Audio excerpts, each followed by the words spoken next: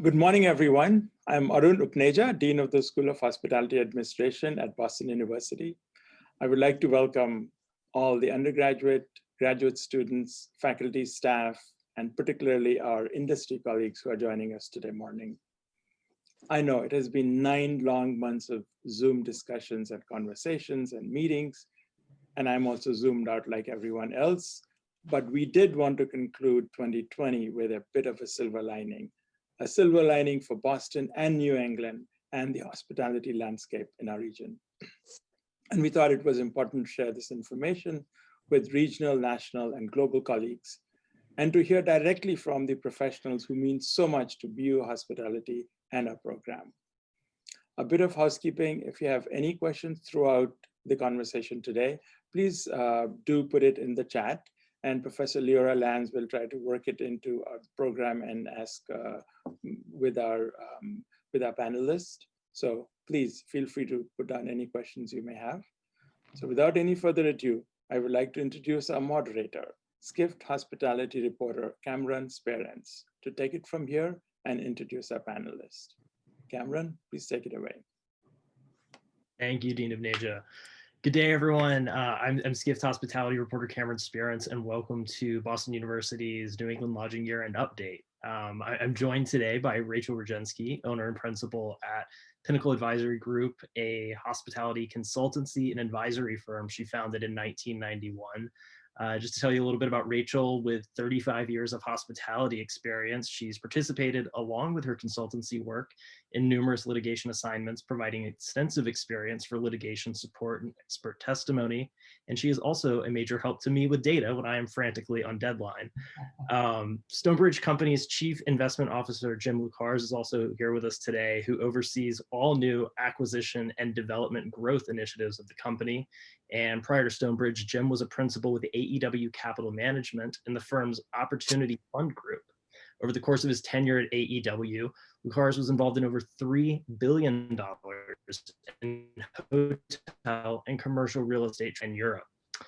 Also with us, Josh Bowman, a partner at Sherin and Lodgen, and who is a member of the Hotel Industry Advisory Board for the New England Real Estate Journal, where he regularly writes articles of interest to the hospitality industry, and is a member of the Academy of Hospitality Industry Attorneys.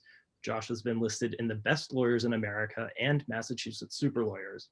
And rounding out our panel is Joe O'Loughlin, a Boston-based hotel lender with 30 years of commercial real estate experience, including 22 years with Wells Fargo Bank. Joe focuses on the secured financing of independent and branded hotels in the US and Canada. He specializes in large balance sheet loans with structured terms to accommodate construction, turnaround, and stabilized properties. And his target markets include the very on-brand segments of the market right now of drive-to resort locations in New England and Florida, as well as urban locations. And Joe might have the coolest background of all of us here today. So let's just dive in with it, everyone. I mean, we have quite a bit to get to today. So Rachel, there's been a lot reported this year about how frankly terrible it has been in the hotel industry right now, but we're seeing some pretty optimistic news just this morning. Hotel unemployment at a national level fell to 21.5%. Pretty impressive considering that was 50% in April. It's still obviously out of step with the national unemployment numbers, but can you tell us, for hoteliers, what are the new positive performance benchmarks for the hotel industry? I mean, is 50% occupancy really the new 80%? Okay, thanks, and good morning, everybody. So to start out with, let's talk about one benchmark, which is if 50 is the new 80, then as my age, 60, that's the new 30. So I'm happy about that positive news. And I actually will do my best to talk about silver lining things today, which normally isn't what I talk about. So let's start with the 50% new 80. In Boston, as you all probably know, we have operated in the 80s. That's kind of the buzzword for Boston. Next year, it's not 50, but it's 43. So I think we'll end up next year at 43. So that will be the new 80. The national lodging market will be likely more in the 50% range, but Boston, unfortunately, will be in the mid 40s. But rather than focusing, I think, just on the occupancy benchmark, I think there are other benchmarks worth noting. Mm-hmm. last year in those dark days, or frank 2020, this past year, dark days, the question was always, should we stay open or close? What benchmark do we need to remain open? Where will we lose the least amount of money? And that benchmark was then generally 10 to 20% occupancy. For next year, I think the focus should be on the benchmarking for how do we achieve profits? How do we break even? And what I found so far is that the full service hotels in this market need to be about 50% occupancy with an ADR of about 75% of historical ADR to break even, and limited service hotels, maybe 35 to 40% to break even. So from that benchmarking perspective, the Boston hotels will be tough to break even.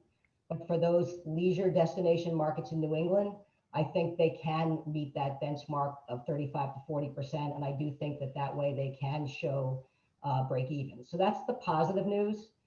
And I thought there's one other interesting benchmark that I continue to read about, and everybody who reads information online, everybody talks about benchmarking to 2019. And that's something we never did before, but now it's how bad things are, how good things are compared to 2019, whether it's OC, ADR, valuation metrics. And I think that concept will continue, that for the next few years, we'll continue to look at 2019 as the way to benchmark hotels. That's it for me, Cameron, on benchmarking.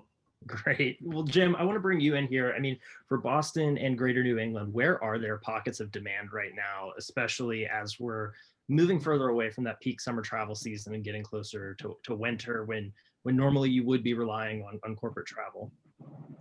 Yep, thanks, and good morning, everyone. I mean, I guess just set the stage. I mean, it's still hard to run a business, right, when your revenues are off 70, 80%. So I think it's important for everyone to remember that. But there are some silver linings on demand, and the summer, depending on where your hotel was located, turned out pretty well for some drive-to destinations, particularly in New England and around the country. We have hotels in Colorado and some other states that were drive-to that really benefited, particularly on weekend demand in the summer. That tailed off as we headed into the fall. But we've seen some other pockets of demand as well. People refer to staycation demand, and we've seen that in several urban markets where we've attracted kind of a new segment of business, people who typically don't focus on spending time in the urban centers, but now see it as an opportunity and kind of at the right price point, heavily discounted. So we've seen a lot of that business, particularly in Denver, some of our West Coast cities, and the East Coast as well, particularly Washington, D.C. So as we head into kind of the late fall and winter, I think everyone is kind of buckling down. The demand is still primarily almost all from transient leisure and some corporate starting to trickle through on necessary travel, but still pretty limited. And I think, as we all know, heavy midweek corporate travel will be the last to come in, as well as group business. Group we see recovering a couple of years out. I'd also touch just relative to the Boston area. We've got hotels downtown, Watertown/Cambridge, Needham, Framingham, Norwood. So we're really in a lot of different areas in greater Boston. And we're really seeing different trends in each area. Submarkets like Watertown and Fenway are doing a little bit better just because of the proximity to life science and medical demand that continues to produce room nights. Also being near some of the universities, even though several of those are shut down or fully remote, is creating some demand. But locations like we've got a hotel right near TD Garden, North Station, where it's a lot more of a challenge, whereas that hotel really relies on midweek corporate business and activity at the Garden, which right now is shut down. So different pockets are experiencing kind of different levels of stress, and then also demand recovery. Great. Joe, I want to bring you in here about the lending market. I mean, so much this year has been about how they're just frozen. And I mean, when you're on earnings calls, a lot of the hotel CEOs are talking about how they're going to rely more on conversions than new construction just because lending markets are so tight. So, I mean, what can you tell us about the lending environment right now in Boston? Well, thank you, Cameron, and thanks for having me. You know, I would just tell you off the top, you know, as we sit here 9 months into this, you know, my own personal view is this has not been the complete debacle that we thought it would be. And I think the credit really goes to the owners and operators. Everybody adapted, you know, across the board with, you know, innovation and speed. And so as we sit here today, I think we're feeling better about the prospects for lending than we were certainly even 6 to 9 months ago. And, you know, so, you know, we're making loans on a limited basis. We're back in the market. What those new loans have in common is really, you know, what we call cycle tested sponsors, really hotel centric operators focused on the space and that have been through, you know, 2 or 3 cycles, folks that we know well. That's really the most important factor. With respect to other metrics, you know, banks and other financial institutions, very metrics driven. So you look at the sponsor, you look at the cash flow, and you look at the value. And, you know, as we all know, the cash flow isn't there right now. So we're really leaning into the value. And for that reason, I think that the appraisal community is going to be a big factor in new loans. HVS had a really interesting study that just came out where they compared appraisals of hotels during the pandemic versus hotels, you know, same hotels they had praised in 17 and 18. And I think they found values were down between 15 and 25%, which that and in the upper tier of products, upscale, upper upscale and luxury, it was even 35 to 50%. So if you know, the key metric in lending, of course, is the loan to value. If you take that V and crush it by 25 to 50%, that loan is coming down accordingly. So that's going to be a big challenge. And what will be interesting to see is whether the appraiser is willing to lean into the recovery and give credit. Now, what we've seen here is some very encouraging. We've seen some very smart money willing to commit capital to existing deals to pay down deals for additional term. And what that's telling me is the institutional money. There's a big segment of it that is leaning into and buying into a near-term recovery here. So I think that bodes well for future lending. Great. Well, Josh, I want to bring you in here too when it comes to kind of hotels now in survival mode, just to get to the other side.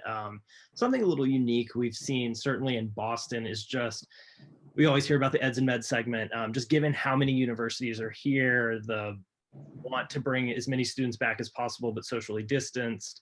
Some are booking out entire hotels or major blocks of rooms at hotels. I mean, how much of a benefit or life raft has that been for area hotels?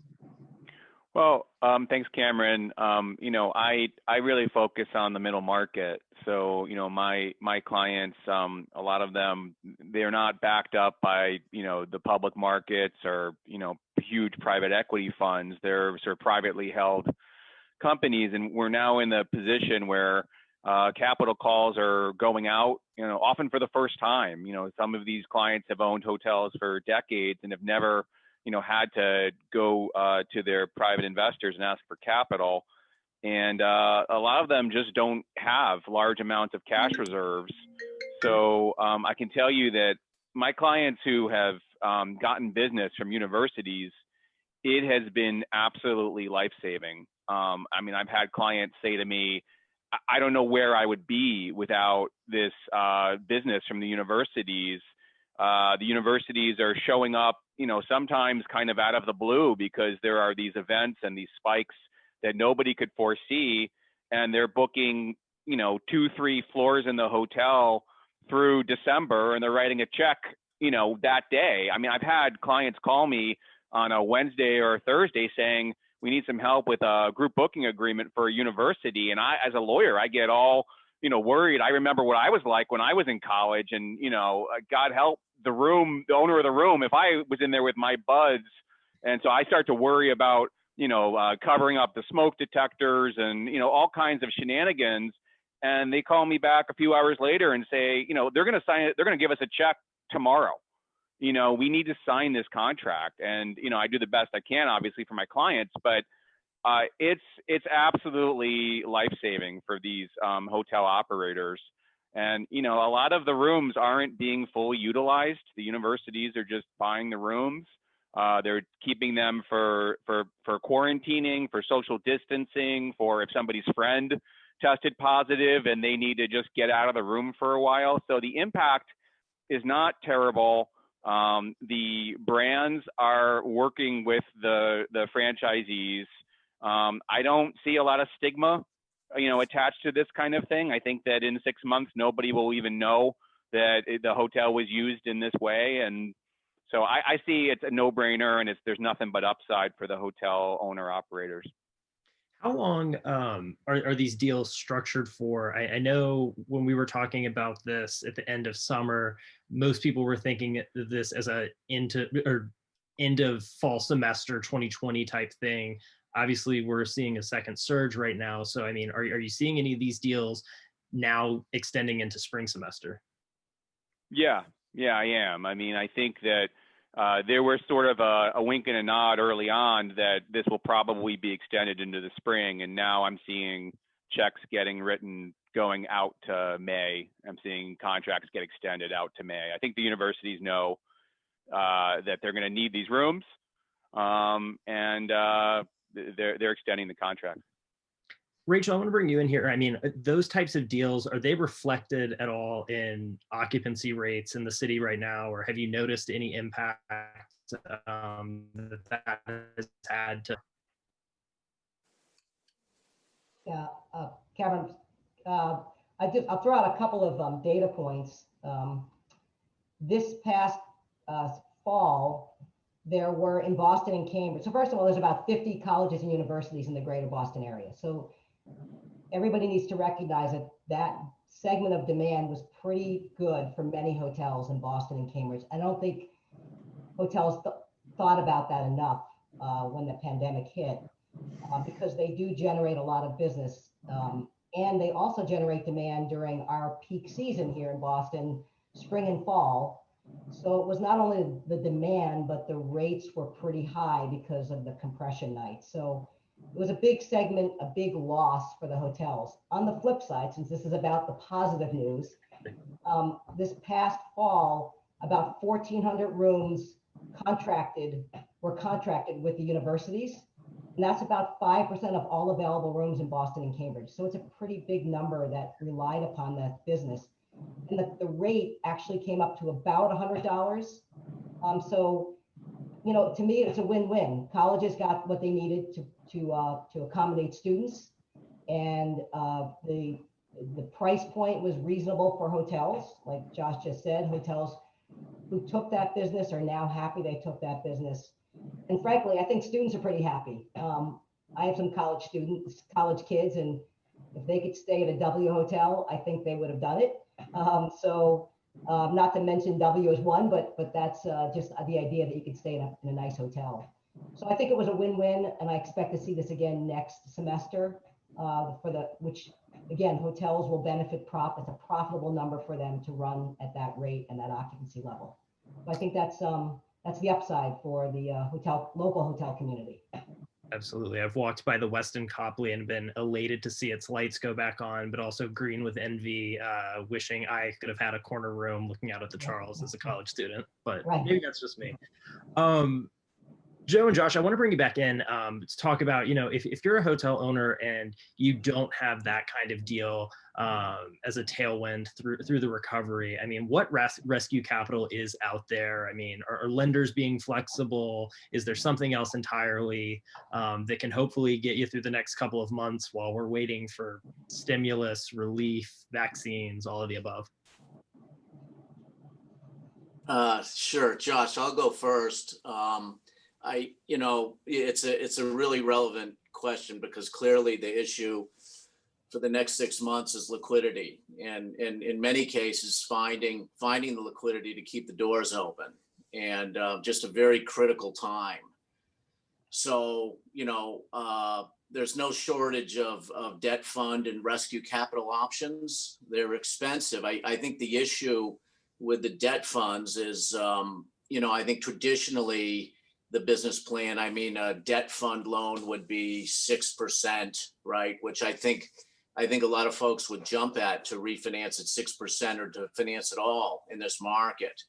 And that would be a debt fund deal. But the issue, the debt fund doesn't have a 6% return in mind. They have a double-digit return in mind. And in order to get that return, they need to leverage the loan. So they'll lay off the senior piece of it to a large floating rate lender. And traditionally, that first 40 to 50% has been priced at 200 over, say. And when you leverage that 6% loan, that gets the mezz lender closer to double digits. But that senior financing is really not available. That 2% loan is now 4% loan.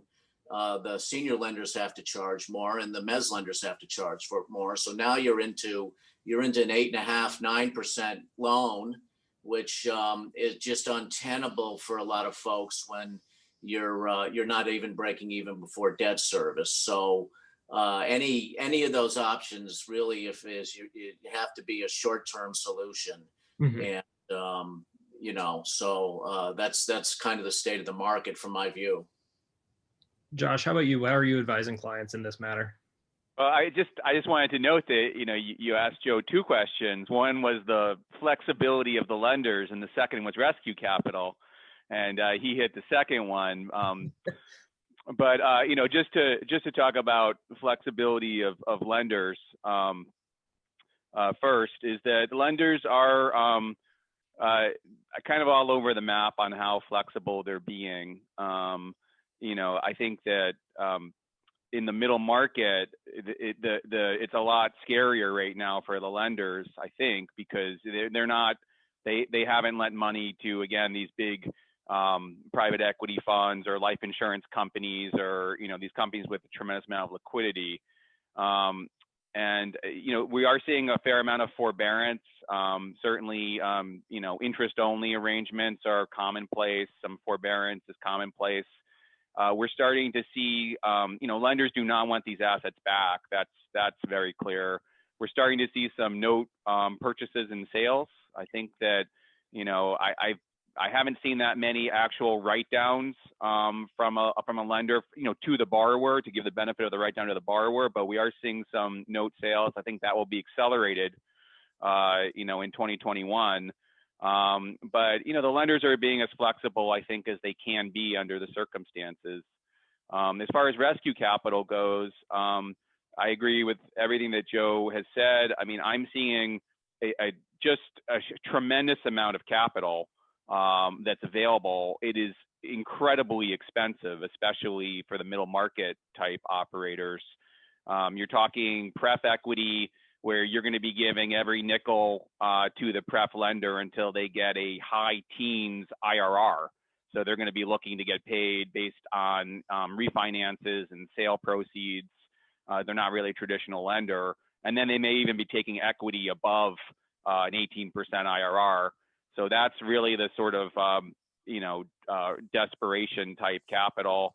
And then I'm seeing several of my clients are finding sort of private lenders who will make true sort of junior debt available in the low teens level, which, as Joe said, it's not sustainable long term. But if you need capital for just to get through 21 and 22, and you have a good asset that was at 2019 numbers, fairly low leverage, a 50% 50% leveraged asset based on 2019 numbers, you can probably find some capital out there in the low teens, which I can't believe I'm saying that's good.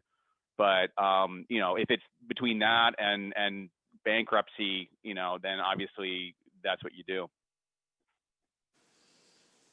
Yeah. Hey, Josh. I didn't want to duck the question, so let me just rebut. And I agree with all that. But in terms of being flexible, I think when you're in an environment like this, I've always used the analogy that both the lender and the borrower are in a small boat out at sea in a storm, and you just have to both agree that no one's going to stand up or panic, right? So. We've been heavily engaged with our borrowers for the last 9 months. And I think the key, I was talking with Jim Luchars about this yesterday, is communication. And I don't mean that in a generic sense, but we used to talk to our borrowers once a quarter, in good times. And over the past few months, we've been talking with them every day. And the level of candor and transparency is kind of unmatched, and that's really critical if you're struggling and you need a lender to go to bat for you and make an accommodation. Then it's important that you put everything on the table in terms of we're talking with borrowers about their liquidity position day to day, house banks, flash reports last weekend, all that. We're asking for projections, which is very, recognized very difficult in this market. We think you can get a good look at the next 3 months. In a lot of cases, it's more of the same, but we also want to look out beyond that. So everybody's been really working hard to get through this. And I would just say, in terms of getting your lender to be flexible, you just stepping up and being disclosive and communicative is really the key. Absolutely. And Jim, I want to bring you in here because a different sort of rescue package, I guess, is we did see the brand step in with relaxed brand standards that gave a little bit of a financial reprieve to owners. I mean, how can owners and operators through this? Yeah, I mean, maybe before I kind of address that question, since I was referenced in the last debate between Josh and Joe, and we've got 15, 20 different balance sheet lenders that we're dealing with right now. And I do think it's varying degrees of collaboration and flexibility. Wells Fargo has been one that's been pretty good to work with. So kudos to Joe and his team there. But I think just real quick, the biggest kind of challenge between the borrower and the lender right now is that, clearly another 90 days of forbearance isn't going to do it. And in a lot of cases, assets need capital infused or reserves need to be replenished and funded. And so typically the hotel borrower is saying, okay, I've got the money to put in, but I need a long-term plan here. And that's where a lot of lenders seem to be somewhat struggling in terms of what they're willing to give in terms of a 12, 18-month plan, 24-month plan for an asset. So without getting into specifics, that's a bit of a rub right now because everyone recognizes that, we're not in this for just another 3 months. Next year is going to be a bit of a challenge. And so borrowers need lenders to work with them on that. So, but getting to your question, I did want to ask you, as far as on that note, we have heard a lot of reports that banks are going to be flexible because if they started calling back these loans, that there was just going to be an enormous wave of them, and banks don't want to be in the business of hotel ownership any more than their struggling operator or struggling lenders.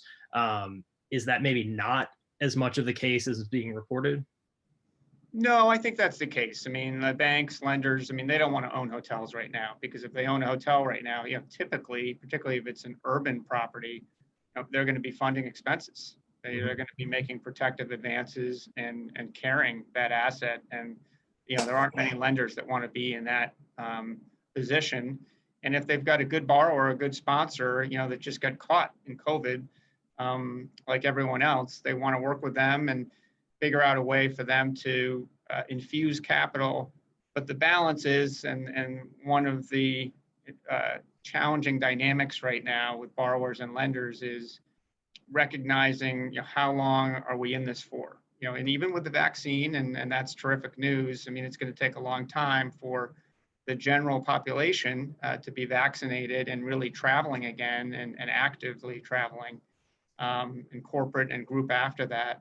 So coming up with a long-term plan is the challenge right now. And even if you're putting capital or willing to put capital into a deal to protect it, you need the lender to agree on some long-term terms. So I would say that's the kind of front and center of what's on the table right now between borrowers and lenders.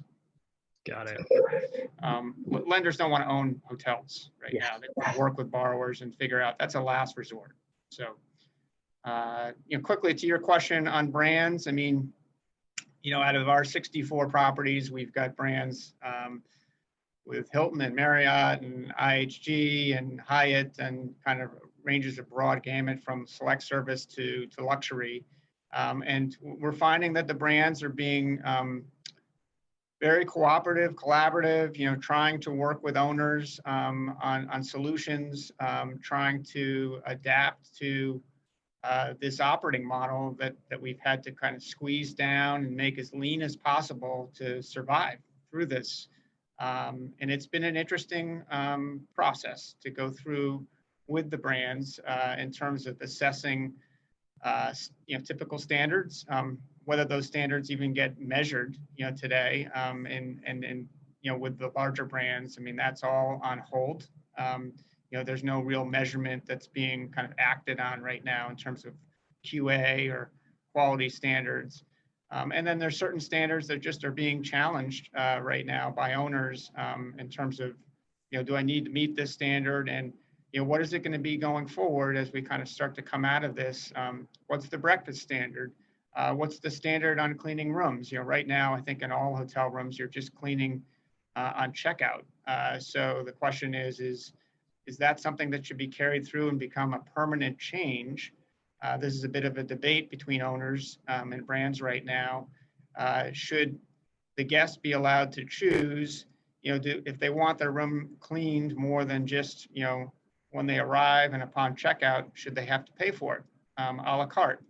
Should that be different for different brands, luxury versus, a Marriott Courtyard? So all of that is open for debate right now, and there's heavy debate around it between owners and the brands. I would say that there's a strong group of owners that believe we should learn from the airline business and adapt and change as we go through this crisis, and make the model a little bit more efficient and durable than it was, prior to COVID. Absolutely. I now want to kind of shift gears looking ahead for Boston, and the bridge to that is I actually got that branding question from Barry Sternlicht's rather choice words about brand standards after I think Starwood Capital put $250 million towards upgrading brand standards, and maybe they didn't see the returns that they wanted.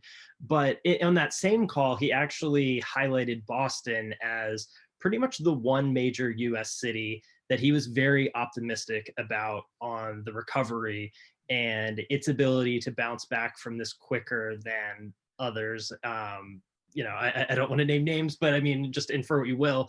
And, when you look around, you see a pretty extraordinary pace of development in Boston at the moment, including hotels. So, Rachel, I mean, let's start with you. What gives with just this booming demand, and why are we still seeing so many hotels proposed, under construction, et cetera, despite what we've seen this year?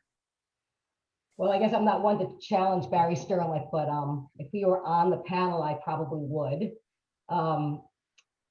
So new development. First of all, the reason why there's been that kind of discussion is that Boston has very recently, over the last 5 to 10 years, performed very well, as you know. 80% occupancy, very high room rates, barriers to entry, all of those things that we used to talk about. So there's that past that was very positive. But in terms of new supply, if you heard any of my presentations last year, our fear before the pandemic was new supply. And in fact, that is still going to be an issue. And in terms of numbers, because I'm a numbers person, let me just throw out a few numbers to the group here. For the last 30 years, the new supply growth rate was 2.1%. So supply grew on average 2.1% for a 30-year period. Last year, supply grew almost 4%. And in 2021, there will be a 6.6% increase in supply. So I'm here to present good news. Unfortunately, that is not good news, and I'm trying to be positive today. But here's the positive news. In 1999, when supply grew 8.7%, occupancy only declined 1.6%. So maybe that's a way to look at it, that the Boston market has been able to absorb new supply annually and on a long-term basis. And while we will see new supply next year, you can't cut it off. The hotels are under construction. They will continue to be under construction. We've had very new hotels open recently. My belief is that over the long term, Boston will be back to those levels and that new supply will be absorbed. So it won't be next year or the year after, but in a few years that the discussions we're having today on new supply will be history. So those are my numbers. I'm again trying to be positive about this, but we will see a fairly significant amount of new hotels entering the market next year. Great. Joe, I wanted to bring you in here. I mean, like from the lending perspective, you mentioned earlier that, you know, it's not unheard of to see some new loans going out, but obviously to tried and true players. You know, can you elaborate a little bit about like what types of projects might be seeing the most success from a lender standpoint to move ahead? I mean, is it in select service, full service? What's moving through development right now? Yeah. Well, I guess you're talking about new construction. Yeah. So I think first of all, I think you got to think in terms of size, right? I think of, you know, I can't imagine, you know, just to use a seaport, for example, that, you know, anyone is going to finance a 200-room hotel, you know, to be built. I mean, that whole story out there with the convention center being dark is still to be played out. So if something were to get financed, my sense is it would be, you know, frankly, the regional banks, the smaller banks that are more in tune with local dynamics and are more flexible than some of the larger money center banks.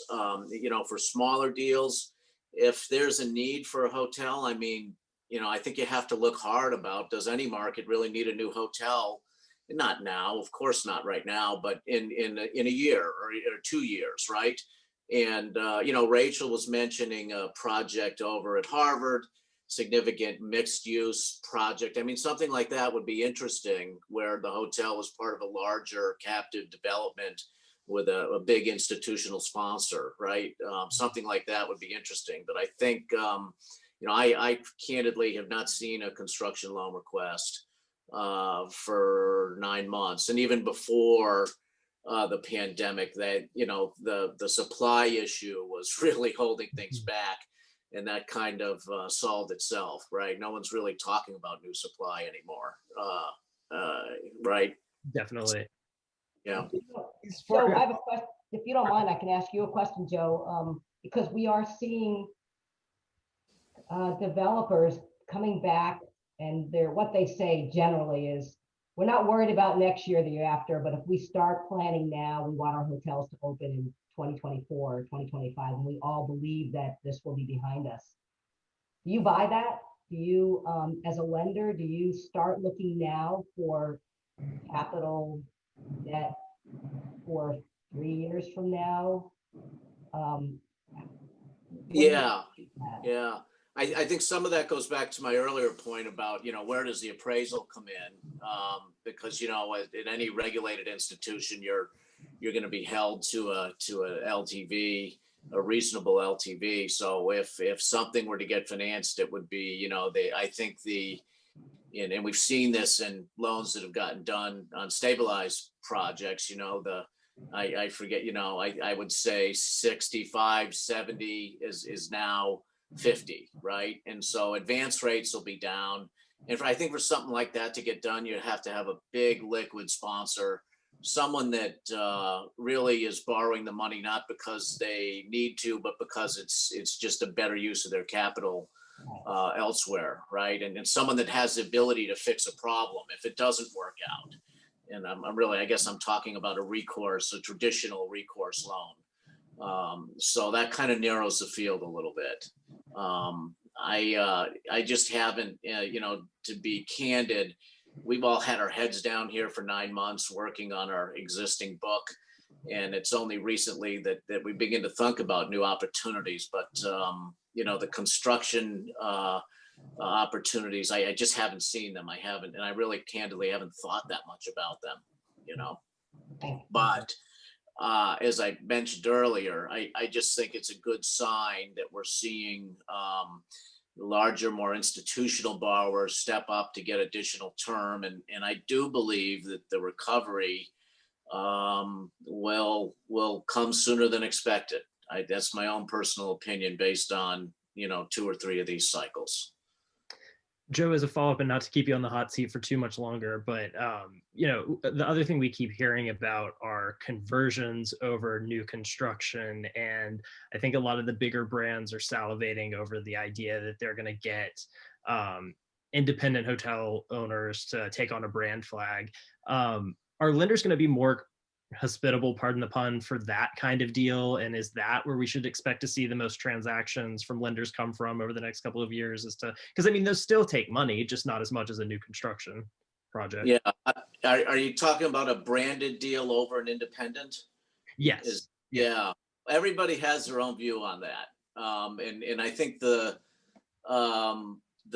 theory is that lenders love brands and view it as an insurance policy, and I think that's fair. I think that there's a certain amount of security in that, but it's just not that simple. It's all location, project to project, market to market, product type. We do a fair amount of independent hotels, and frankly, a brand really wouldn't add much value. The hotels are known for their location and for their service and experience, and slapping a Marriott brand on it isn't really all that's going to do is you give away 10 to 12% of revenue, right? Mm-hmm. So it's probably worthy of a call unto itself. But I don't really, I look first at the sponsor and the location and the market, before considering, the brand is not it's a factor, but it's certainly not the factor in my view. Got it.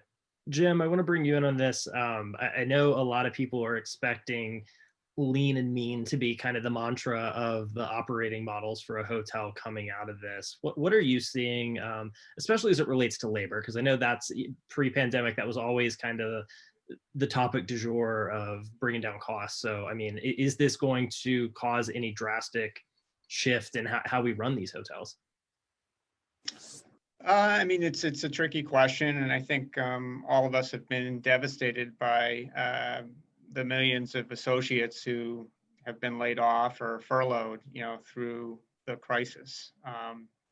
But the bottom line, as I mentioned before, is, when you have a business whose revenue drops, 70, 80%, maybe in some cases more, and you're trying to keep that business going, you have to make some difficult decisions. We're running a lot of hotels with, very lean operating models, where you've got just a small kind of management team that's working long hours and covering, multiple different shifts and duties. And it's a challenge, but it's really the only way to try to get through this period, versus having a hotel just closed.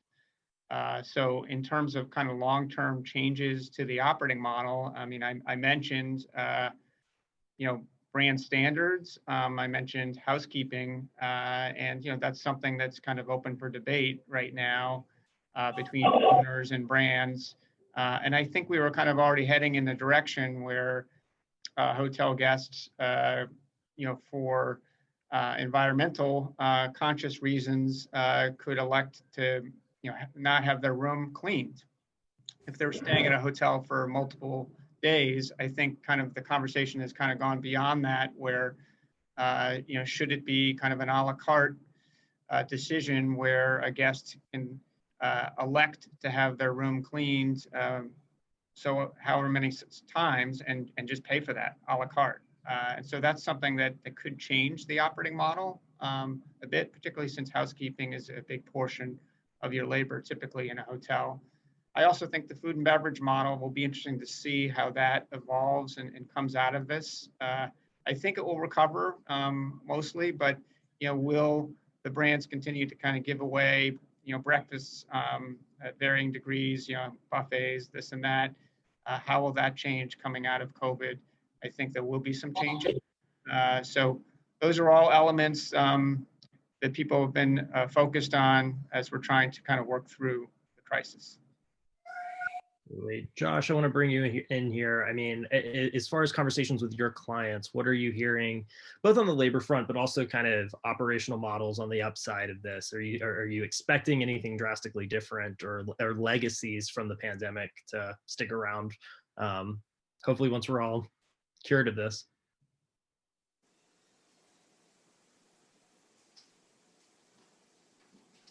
Ooh, I think we have Josh muted.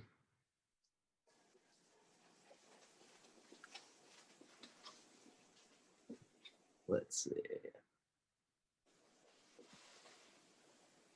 Okay, I guess we'll come back to Josh until we can figure that out. One other thing I wanted to bring up with everyone is alternative uses for hotels. We actually have an audience question that I just got is, are you seeing any actions or interest in repurposing struggling hotels to other uses such as multifamily housing, homeless housing, rehabilitational hospitals, offices? Josh, it looks like we actually— Yeah, I just got myself straightened out here. So, can you repeat the question that you had posed to me, Cameron? Yeah, let's go back to that. Then I want to get back to this. But as far as conversations with your clients, I mean, are you expecting any legacy impact from the pandemic on how labor is structured at these properties, how operations go to be? Kind of just a follow-up to what Jim was talking about. Yeah, I mean, I thought Jim was raising a lot of very relevant points. I mean, so I represent a number of sort of drive-to destinations that are independent, and they've made, I think, permanent changes, and they're actually bringing those changes into branded hotels in urban centers. Like, for example, one of our clients is the Cliff House up in Ogunquit, and they've just done a phenomenal job with communication. So if you want to go book a room there, you get a text message pretty much instantaneously. And there were these text platforms that were working before the pandemic, but it's been taken to a whole new level where the guests will be instructed exactly, what to do to be able to stay at the hotel safely and in compliance with the local health orders. And then, just HEPA filters, live plants, information about how the hotel is being kept clean and safe. So I have clients that are now taking that sort of model and they're bringing it into Marriott branded hotels in downtown locations that would never have wanted to have a HEPA filter in every room beforehand, or put air filtration systems onto the HVAC systems, or having live plants as opposed to, fake plants in the rooms, because they're all sort of like signaling to the guest that, I've heard people say that, safety is the new loyalty. It's like they want the guest to get the signal that they can relax, that they've come to the hotel, that it's a safe place, it's a clean place. And I think that trend will continue, just like Jim was saying, well, for a while it was like, well, do we really want our room to be clean for environmental reasons? I think that, there'll be a continuing emphasis on making sure that the guest feels that everything is safe and clean. Great. And also, let's get to the audience question. As far as, interest in converting some of these hotels to alternative real estate uses like housing, hospitals, offices, et cetera. Are those conversations being had in the Boston market right now or New England? Sure, I'll jump in on that. Yeah. So and this is not specific to Boston or New England, but it can be. We do have some clients that have converted their hotels in urban markets to homeless shelters. Whether they stay that way for a year or two and go back is still unclear, but certainly that was one option. I have a couple of clients that have big boxes, big box hotels, and what we're working on with them is converting those to a smaller limited service hotel and reusing the other space in the hotel to an alternative use, whether that's residential or potentially office, but it's primarily going to be residential. So there's the opportunity to take a big box hotel, full service, that may not be, and these are older hotels that may not have had a long life anyway, but it's an opportunity. Also, I wanted to bring up, this maybe for New England, is that there's a lot of these exterior old-fashioned motels. And it seems that the trend now is to stay at those hotels because of safety and COVID-related issues. And I have several hotels that are going to be converting these exterior corridor motels into boutique, upscale motels. They're still motels, but I think that is trying to take something that may not be working today and figuring out how it can work in the future. I think those are the three that come to mind. I do note that the brands, Hilton and Marriott, they have this work, and you can now rent out rooms. Maybe Jim can comment on that on a daily basis for your office. So it's a way, you're not reusing the building, but you're marketing in a different way. And for that reason, one trend that we're all seeing, again, not just in Boston, but nationally, is that workers have found they can live anywhere and still work. So if you're employed in Cambridge, you can live in Utah and be in your ski house and then still work. So in the future, if that trend continues, those employees that are local will want to come back and visit their offices. So that extended stay hotel blends in perfectly to coming back and staying for a week and being in the office and then going back to wherever you live. So there are some trends that are coming out of this that can all be beneficial to the hotel community. I hope that answers. Yeah, can you hop in on that? Because the work from hotel growing sector, it seems, it has been really fascinating to watch. And we've even seen a actual co-working provider partner with a hotel company, and I know Marriott's doing a little bit something different. I mean, is this a trend that could be here to stay, or do you see it just as kind of a short-term alternative use for hotels? Is this a question for me, Cameron? For Jim, sorry. Oh. Yeah, I mean, I think it's probably short term. I mean, I think we all hope that we pull out of this and we're dealing with some more normal occupancy numbers heading into year after next. But I will say that we've gotten a lot of inquiries on different real estate that we're involved in on alternative use. Most of it's been multifamily, multifamily operators that are looking to convert. I did see a question pop up from the audience on assisted living. We've looked at a couple cases of whether buildings could be partially converted to assisted living or converted, and there's some challenges with that in terms of your typical guest room is not the size of a typical assisted living unit, and usually you've got the construction side of it gets pretty complicated and expensive. So everything kind of has to align perfectly for something like that to pencil financially. But another trend that we've seen, and we're actually involved in one project is older extended stay properties, particularly in suburban areas, converting those to multifamily, particularly to kind of what we call workforce housing, which is more affordable apartment units, which in a lot of markets are really, underserved. So I think we're going to see quite a bit of capital kind of trying to make those deals work, where you've got, let's say, a 40-year-old, residence inn that's coming out of the system, and can you convert that to multifamily apartment units? So I see a lot of that happening. Yeah, I noticed Sonesta, which talk about an incredible growth story through all of this. They've had a few conversions in that multifamily space as they figure out what to do with some of that portfolio. I know we're kind of ending in the last couple of minutes here, so I wanted to sort of go through some last topics pretty quickly. Rachel, real quick about rates. How do we get those back to 2019 levels? I know you've talked a lot about sort of preserving rate integrity. Can you give us a little bit of insight on that or advice? It's challenging because rate is not going to recover as quickly as occupancy. I think the key here is to look at the most profitable rates being those booked directly.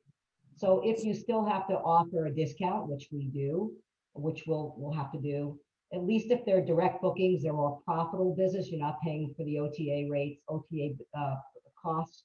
So it's again back to profitability versus rates. But I can tell you from looking at 30 years of being in the business, if you really don't have rate integrity, it's very hard to get rates back. The hotels need to continue to focus on demand, ways to keep the hotels profitable. Leisure travel is all we've got right now. So packaging, incentives, anything to get that leisure traveler back. That corporate travel will not make that selection based on rate when they're back.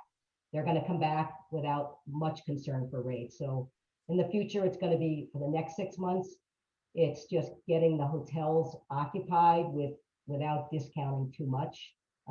It's a challenge, but you've got to offer packages. You've got to get that leisure traveler want to stay with you and pay whatever, pay a reasonable rate. So, but we all know from this past summer, some of the more luxury destination hotels in New England did great on rate. They actually got very, very high rates.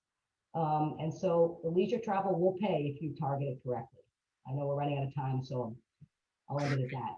Great. And one other topic that's really hot right now, stimulus. I know there are some competing bills we're seeing.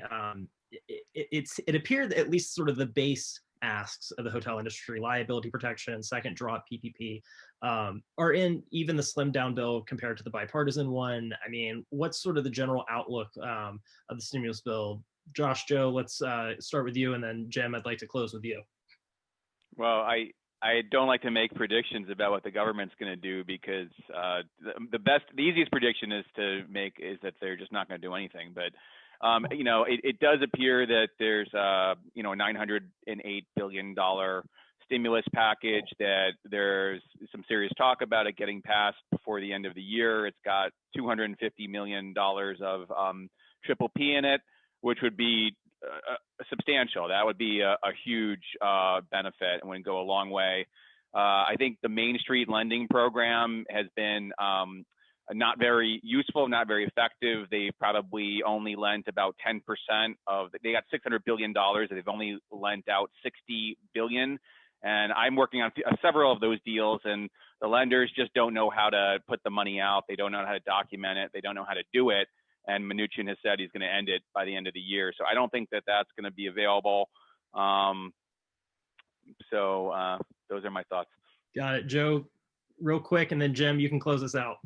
Yeah, well, I mentioned at the top that, we thought this would be a lot worse. And the first reason, of course, is the owners and operators and their ability to adapt to this environment. The second reason was the PPP money that came in. It really made things tenable. And it's just, from my perspective, it's absolutely critical that they get another round of funding to people that need it in our industry. Great. Jim, closing remarks, stimulus or otherwise. Yeah, I mean, I would agree. I think we need a second round of PPP, and hopefully that gets done. And it's critical. And I think just a little bit more clarity on how the forgiveness works, and the testing period being, a significant amount of time are really important aspects of that second round that I think maybe they learned from the first round. So we're all hoping that that gets done. Certainly. We'd like to thank our panelists, and I'm going to kick it back to Dean Upneja. Thanks so much, y'all. Thank you.